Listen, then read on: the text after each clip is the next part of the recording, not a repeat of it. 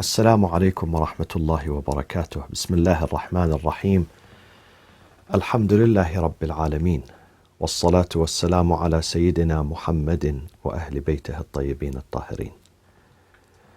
رب اشرح لي صدري ويسر لي أمري واحلل عقدة من لساني يفقه قولي. صدق الله العلي العظيم. My Lord, expand for me my chest and my soul, and make my talk easy for me, and untie a knot from my tongue so that they may understand me. We are beginning 30 episodes on the life and legacy of Imam Al-Hassan Al-Zaki Al-Mujtaba, the second Imam of the school of Ahlulbayt. And I seek strength and guidance from God in what I am conveying to you from the books of history, exegesis, tafsir, and tradition, the hadith, so I can speak the truth and nothing but the truth. My friends, many people ask, where are the imams in the Holy Quran? Are they mentioned in the Holy Quran? Yes, they are. They are not mentioned by name, but they are mentioned by character. And mentioning their character sometimes is more powerful than mentioning their names. Speaking about their qualities, their behavior, their acts, their contributions, their characters. So I've chosen in this episode to speak about 5 verses of the Holy Quran that speak directly about Ahlulbayt, the family, the Prophet and his family, the closest people to him. Beginning with the most obvious one, the most powerful one, the verse of a purity that speaks about their moral character, their moral and ethical and spiritual purity and refinement. Ayatul Tathir. And that is verse number 33 in chapter 33, chapter called Al-Ahzab, the parties. إنما يريد الله ليذهب عنكم الرجس أهل البيت ويطهركم تطهيرا. God only intends to remove from you the family of the Prophet, the household of the Prophet, any sort of abomination, any sort of evil. وَيُطَهِّرَكُمْ, and to purify you with absolute purification and make you immaculate. And there are almost every, I would say with full confidence, almost every book of tafsir in the history of Islam states that those who are meant by this verse are Muhammad wa Alu Muhammad, the Prophet himself, and Ali, Fatima, Hassan, Hussein. Look at this book, my friends. This is Jami' al-Bayan. This is one of the greatest books of commentary of the Quran by Imam Al-Tabari. Imam Al-Tabari is Imam Al-Mufassirin. He's been nicknamed as the top leader of the exegists, the commentators on the Quran. He died 310, was born in Amul, Tabaristan, northern Iran, close to the Caspian Sea, and died in Baghdad, Iraq, buried in Baghdad. Imam al-Mufassirin, in his book Al-Imam Abu Ja'far Muhammad ibn Jarir al-Tabari,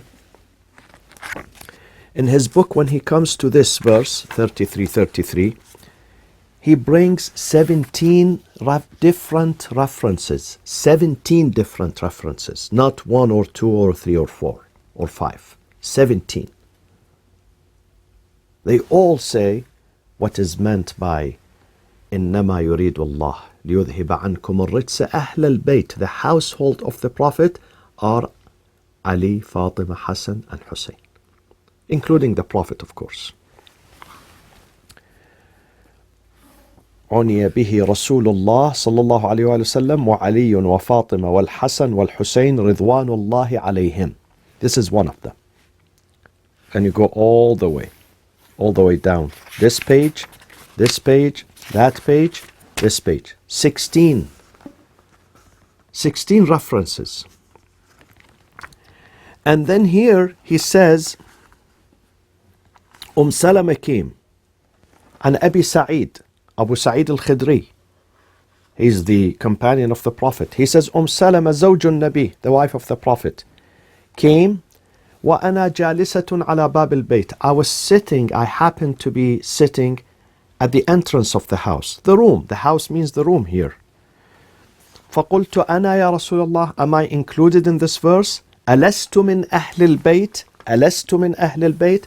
Am I not part of the household of this family? قال إنك إلى خير أنت من أزواج النبي. You are okay, you are fine, you are good, but you are not part of this verse. You are one of the wives of the Prophet. This is exactly the sentence in Tafsir al-Tabari. إنك إلى خير أنت من أزواج النبي.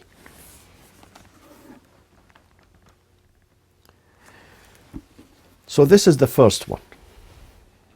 And of course, if you go to other books, I'm just giving you an example here. Imam Al-Hassan comes from a family that has been purified and refined by God,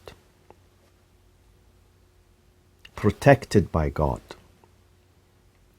It has been given, bestowed upon it, the isma, infallibility. They don't commit a sin. They don't have errors, according to the Quran. So that is the first one. The second is Ayatul Mubahala.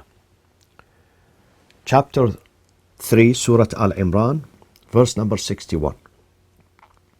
إن مثل عيسى عند الله كمثل آدم خلقه من تراب ثم قال له كن فيكون الحق من ربك فلا تكن من الممترين فمن حاجك فيه من بعد ما جاءك من العلم فقل تعالوا ندعو أبناءنا وأبناءكم ونساءنا ونساءكم وأنفسنا وأنفسكم ثم نبتهل فنجعل لعنة الله على الكاذبين.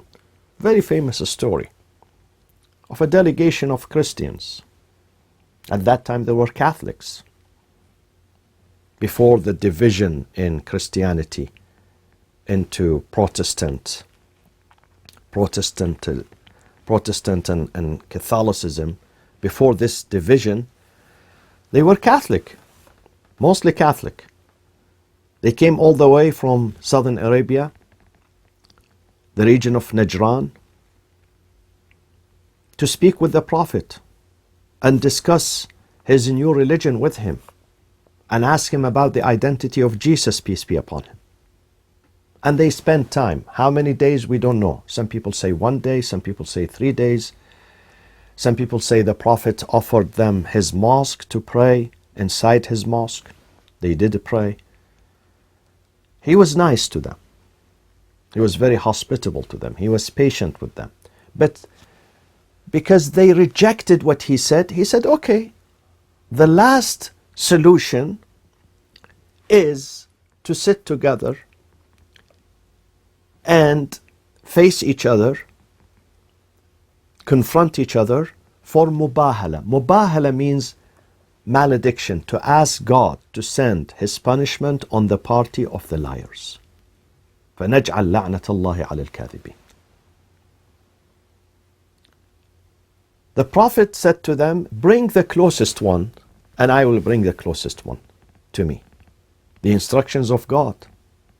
God taught the Prophet to tell them to bring your men and our men, your women, our women, your children, our children. فَقُلْ تَعَالَوْ نَدْعُ أَبْنَاءَنَا. We bring our children, and you bring your own children. وَنِسَاءَنَا. Our women, you bring your women. وَأَنفُسَنَا. Ourselves, and you bring yourselves. And among the entire family of the Prophet, he brought only Fatima alayhi salam, despite having many women at that time. The house of the Prophet was overcrowded with women, with females, with nisa. But he only chose Fatima. And he chose Hassan and Hussein only. And according to At-Tabari again, in this verse, محتضنا حسنا آخذا بيد الحسين غدا النبي محتضنا حسنا. Now, when the Prophet died, Imam Hassan was 7 years and 6 months. This is towards the end of the life of the Prophet. It could be 1 year, 2 years before the death of the Prophet. So Imam Hassan here in this incident should be around 5 or 6 years old. But the Prophet was carrying him. محتضنا حسنا آخذا بيد الحسين, holding the hand of Hussein. That is what Tabari says. And he took only those. This is Tabari. This is the book of Tabari. This is the greatest Sunni tafsir, the greatest ever, the mother of all tafasir. Every other tafsir that came took from him. This tafsir, Fakhr al-Razi, which is very famous, which is called, nicknamed At-Tafsir al-Kabir, the greatest tafsir in the Sunni tradition. Al-Imam Muhammad ibn Umar, Ibn al-Khatib, Al-Fakhr al-Razi, the Iranian, who was born in the city of Ray and who was buried in Afghanistan, died 606 Hijri. His tafsir is considered the best. He took from At-Tabari. He copied from At-Tabari because Tabari existed 300 years before him. So they both agree that the Prophet and other tafasir and other books of history, of commentary on the Quran, they say the Prophet took only those people. While Medina was overcrowded with friends, with family members, with companions, with neighbors, with pious people, but he took Fatima, Ali, Hassan and Hussein.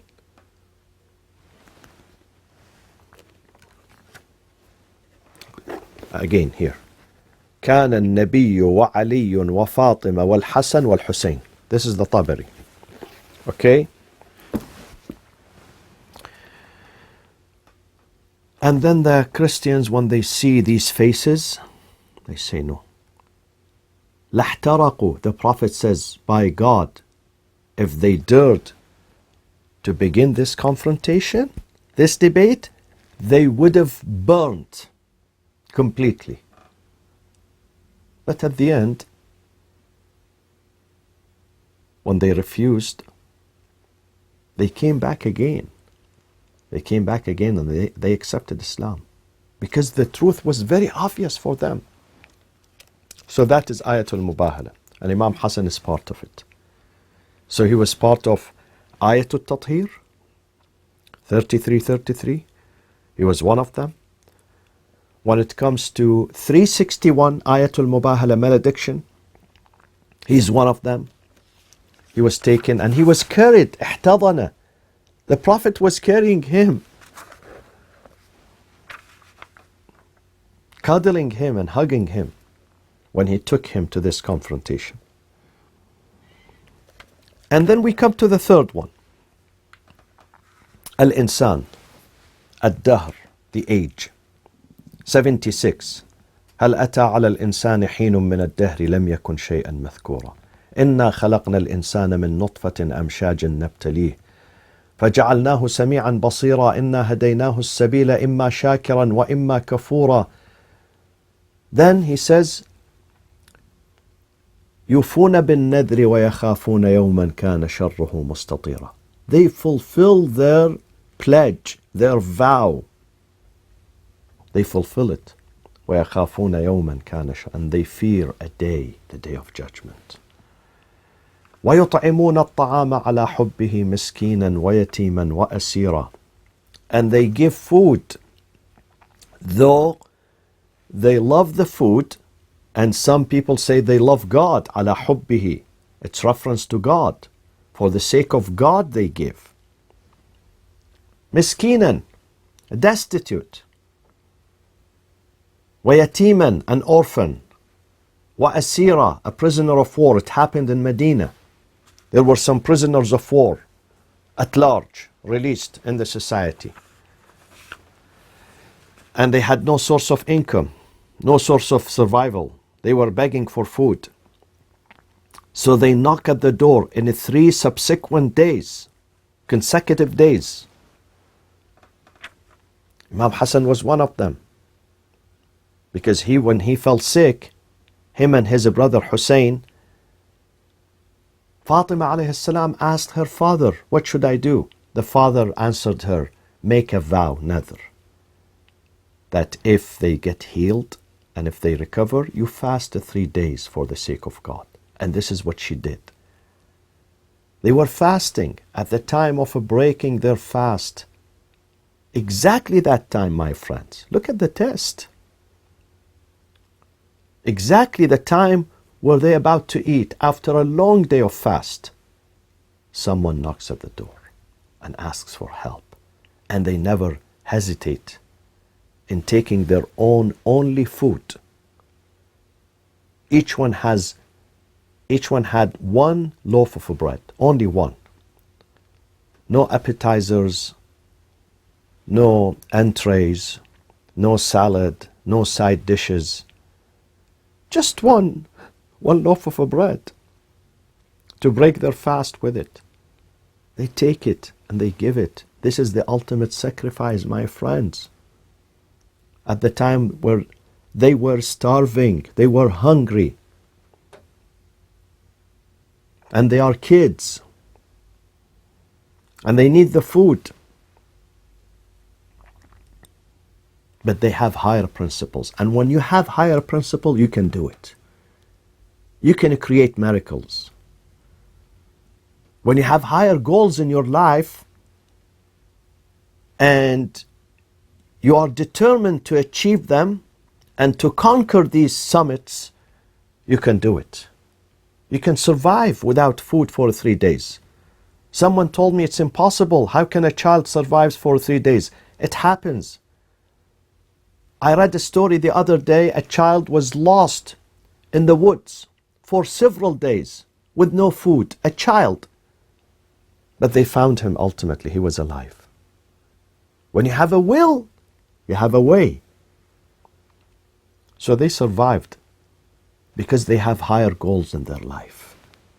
They are here to save, to protect, to be an example, to sacrifice. To sacrifice. They don't live for their own selves. They live for God and others. This is why they succeed. So that is the third mentioning of Imam Hassan in the Quran. Where is the fourth one? The fourth one, Surah Ash-Shura, 42:23. 42:23. ذلك الذي يبشر الله عباده الذين آمنوا وعملوا الصالحات قل لا أسألكم عليه أجرا إلا المودة في القربى. They came to the Prophet, Ya Rasulullah, we want to reimburse you for your services. You helped us. You guided us. You resurrected us. Let's pay you some money, some land, some of our women, jewelry, wealth. He said, I don't charge for these services. The only thing I accept you to do for me, to be kind. Mawaddah, to be kind to my family because they are your leaders tomorrow. After me, they are your leaders. Don't abuse them. Don't be harsh with them. Don't belittle them. Don't disrespect them. Let Imam Ibn Taymiyyah hear this verse in the Quran. When in his book he disrespects Fatima alayhi salam and he accuses her of telling lies, Shaykh al-Islam Ahmad ibn Abdul Halim ibn Taymiyyah, in his book Minhaj al-Sunnah, 4 volumes, go and check it out.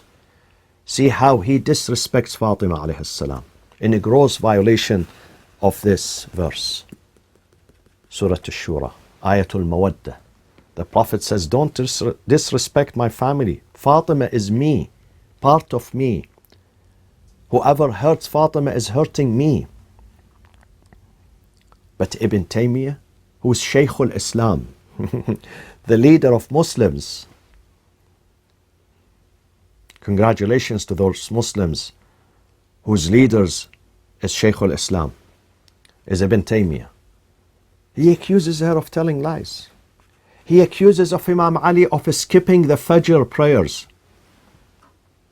in his book Minhaj al-Sunnah. Check it out. These are facts, painful facts.